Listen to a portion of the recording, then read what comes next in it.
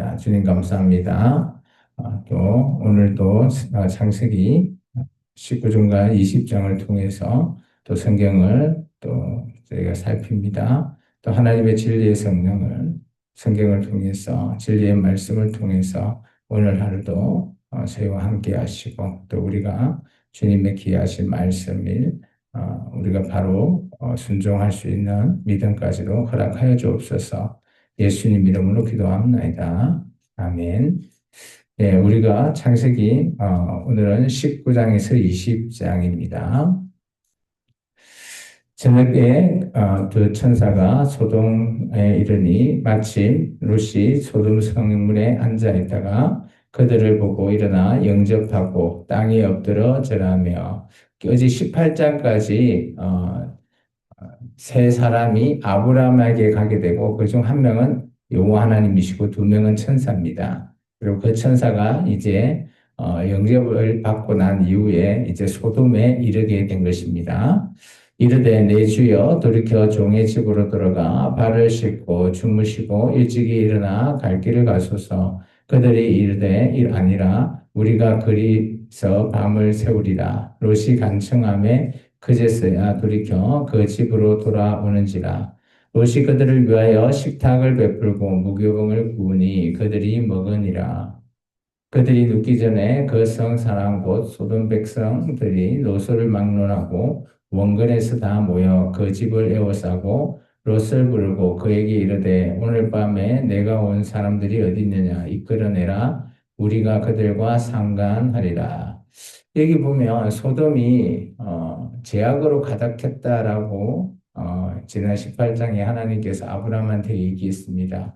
그 이유 중에 하나가 아마 이런 것 같습니다. 오늘 5절에 보면 이때 온 사람들이 아마 남자인 것 같아요. 근데 이들이 상간한다. 이게 성관계를 얘기하는 겁니다. 이게 성윤리가 아마 소돔과 고모라가 파괴되지 않았나라고 보입니다. 그래서 오늘 우리 사회도 성윤리나 이런 것에 있어서 정말 하나님께 주시는 그런 성의 옳음을 우리가 따라야지 또 그 윤리가 역으로 쓴다든지 이런 행위를 통해서 우리가 점점 악으로 가는 것 그런 것들을 우리가 조심해야 될 줄 믿습니다. 롯이 문 밖에 무리에게로 나아가서 뒤로 문을 닫고 이르되 청하노니 네 형제들아 이런 악을 행하지 말라. 내게 남자를 가까이 하지 아니한 두 딸이 있노라. 청하건대 내가 그들을 너에게로 이끌어 내리니 너희 눈에 좋을 대로 그들에게 행하고 이 사람들은 내 집에 들어왔은즉 이 사람들에게선 아무 일도 저지르지 말라. 그들이 이르되 너는 물러나라. 또 이르되 이자가 들어와서 거루하면서 우리의 법관이 되려 하는도다. 이제 우리가 그들보다 너를 더 헤아리라 하고 롯을 밀치며 가까이 가서 그 문을 부수러 하는지라.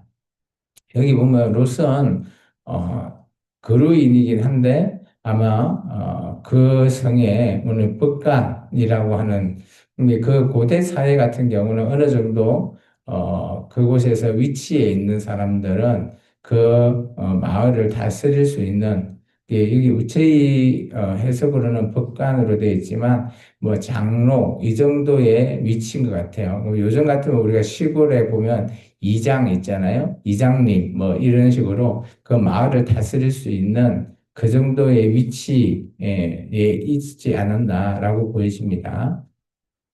그 사람들이 손을 내밀어 롯을 집으로 끌어들이고 문을 닫고 문 밖에 무리를 대소를 막론하고 그 눈을 어둡게 하니 그들이 문을 찾느라 헤매었더라. 그 사람들이 롯에게 이르되 이 외에 내게 속한 자가 또 있느냐 내 사이나 자느냐 성 중에 내게 속한 자들이 다 성 밖으로 이끌어내라. 그들에 대한 부르짖음이 여호와 앞에 크므로 여호와께서 이것을 멸하시려고 우리를 보내셨나니 우리가 멸하리라.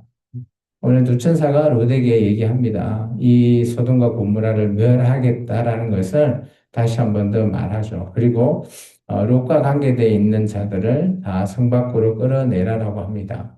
근데 잘 들어보시면 하나님과 아브라함의 대화 중에서 10명의 의인이 있으면 멸하지 않겠다라고 했는데 그래도 보면 하나님께서 아브라함을 기억하셔서 롯과 롯에 해당되는 그런 사람들을 이끌어낼 수 있는 기회를 주신 겁니다. 그래서 하나님께서는 하나님의 말씀에 있는 그대로를 하나님께서 지키시를 원하시지만 또 하나님께서 그죠 긍휼도 베푸실 수 있다라는 것을 또 보여주고 계십니다.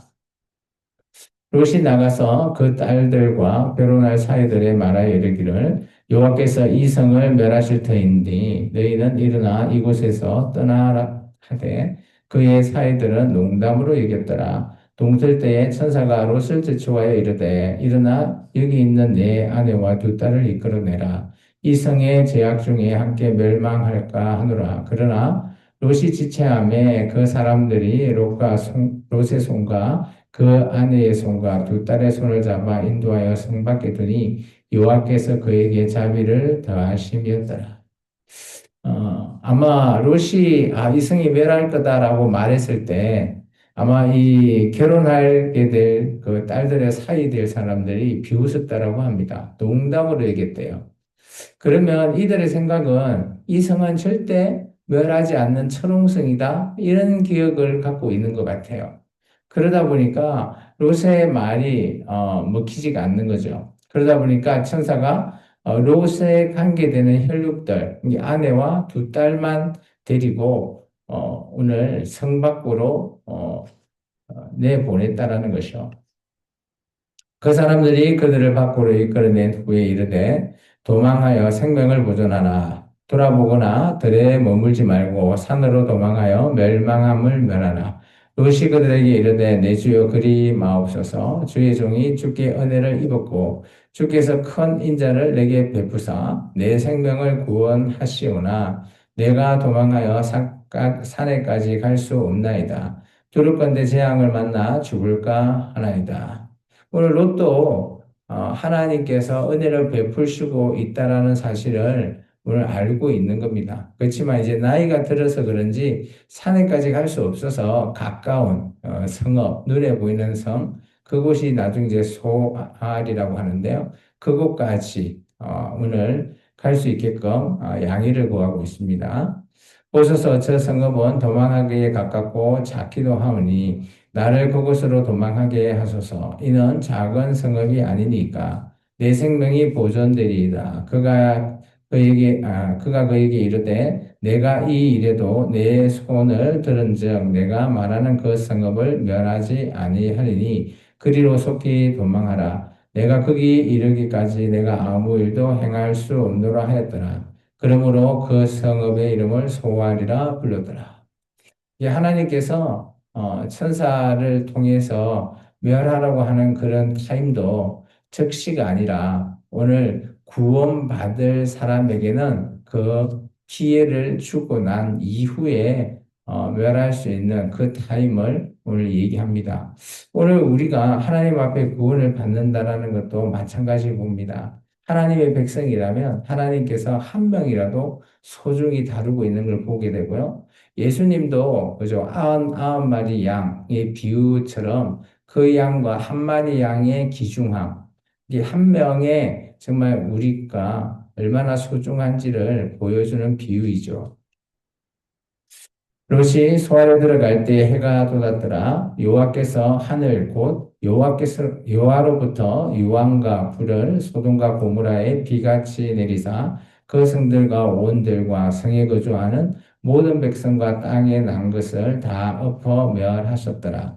롯의 아내는 뒤를 돌아보았으므로 소동 기둥이 되었더라. 아브라함이 그 아침에 일찍 일어나 여호와 앞에 서 있던 곳에 이르러 소돔과 고모라가 그 온 지역을 향하여 눈을 들어 연기가 온기가마 연기처럼 치솟음을 보았더라.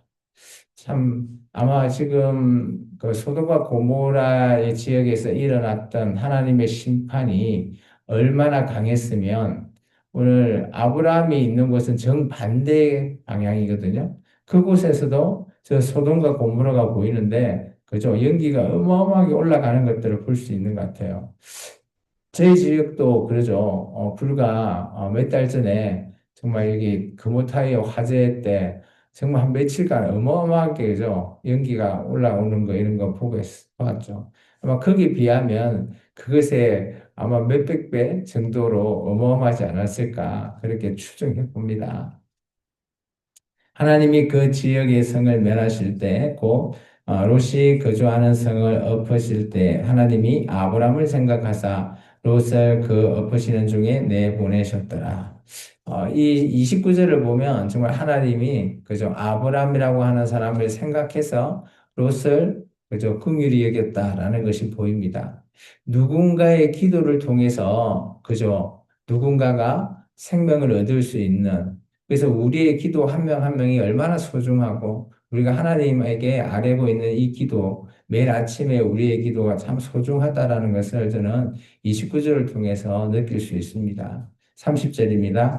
롯이 소알에 거주하기를 두려워하여 두 딸과 함께 소알에서 나와 산에 올라가 거주하되 그 두 딸과 함께 굴에 거주하였더니 큰 딸이 작은 딸에게 이르되 우리 아버지는 늙으셨고 온 세상의 도리를 따라 우리의 배필될 사람이 이 땅에는 없으니 우리가 우리 아버지에게 술을 마시게 하고 동침하여 우리 아버지로 말미암아 후손을 이어가자 하고 오늘 아마 롯과 그 두 딸이 이런 큰 하나님의 심판을 목격했을 겁니다. 가장 가까운 곳에서 그러다 보니까 거기에 겪게 되는 그저 외상 후 스트레스 이게 트라우마를 겪지 않았을까 보여집니다. 그러다 보니까 아버지도 그러고 롯도 그러고 그 두 딸도 어떻게 살아가야 될지 너무 절망적이라서 그들이 그 성에 사는 것이 아니라 그냥 산으로 도망해 버린 거죠. 그리고 그들이 생각할 수 없는 그 두 딸은 정말 이런 상식에 벗어나는 그런 생각을 해버리는 겁니다. 그래서 이런 것들이 성경에 왜 있을까라는 것을 보고 성경을 보면 너무 적나라하지 않나 라는 것들을 보게 하지만 우리가 이런 것을 통해서 우리에게 경고하시고 또 우리로 하여금 어떻게 살아가야 되는지를 보여주지 않겠나 그렇게 저는 봅니다. 그 밤에 그들이 아버지에게 술을 마시게 하고 큰딸이 들어가서 그 아버지와 동침하니라. 그러나 그 아버지는 그 딸이 눕고 일어나는 것을 깨닫지 못하였더라. 이튿날 큰딸이 작은딸에게 이르되 어젯밤에는 내가 우리 아버지와 동침하였으니 오늘 밤에도 우리 아버지에게 술을 마시게 하고 내가 들어가 동침하고 우리 아버지로 말미암아 후손을 이어가자 하고 그 밤에도 그들이 아버지에게 술을 마시게 하고 작은 딸이 일어나 아버지와 동침하니라. 그러나 아버지는 그 딸이 눕고 일어나는 것을 깨닫지 못하였더라. 롯의 두 딸이 아버지로 말미암아 임신하고 큰 딸은 아들을 낳아 이름을 모압이라 하였으니 이르날 모압의 조상이요 작은 딸은 아들을 낳아 이름을 벤암이라 하였으니 오늘날 암몬 자손의 조상이었더라. 오늘 이 창세기 19장으로 말미암아 소돔과 고모라가 멸망당하게 되었습니다. 그리고 난 이후에 이제 초점이 아브라함에게 돌아가게 됩니다. 그게 창세기 20장입니다. 아브라함이 거기서 네게브 땅으로 옮겨가 가데스와 술 사이 그랄에 거류하며 아브라함이 지금 그저 헤브론에 있었죠. 마물의 상수리 나무에 있다가 이제 조금 더 아래 지역으로 내려오게 됩니다. 그곳이 바로 그랄이라고 하는 지역입니다. 이 그랄이라고 하는 지역은 물론 아브라함이 이곳에서 또한 두 번째 에피소드가 일어난 장소이기도 하지만 나중에 그의 아들 이삭이 그죠 그 땅에 가나안 땅에 가뭄이 들었을 때 애굽으로 가려고 했지만 하나님께서 막으시고 머물게 했던 땅이 바로 그랄입니다. 그곳에서 100배의 수확을 올린 곳이 바로 그랄이라고 하는 지역이죠. 그의 아내 사라를 자기의 누이라 하였으므로 그랄 왕 아비멜렉이 사람을 보내어 사라를 데려갔더니 우리가 처음으로 창세기 12장에 보면 아브라함이 가나안 땅에 입성하고 나서 바로 또 그 땅에 이제 가뭄이 들어서 애굽으로 내려가게 된 사건. 근데 애굽에서 이제 자기 누이라고 했던 그런 큰 에피소드가 있었는데요. 그것이 다시 한 번 더 이 그랄의 땅에 가서도 이어지게 됩니다. 근데 이때 정도에 보면 그죠? 아브라함의 나이가 거의 한 99세 그 정도 나이가 늙었는데도 이것이 또한 먹힌다라는 겁니다. 참 이런 걸 보면 좀 우픈 생각이 들기도 하지만 어쨌든 간에 인간은, 저는 20장은 인간이 아무리, 그죠, 하나님 앞에 의인이라 칭함을 받는다 하지만 인간은 연약하다. 그리고 실수를 반복할 수도 있다라는 것을 20장을 통해서 저는, 생각하고 있습니다.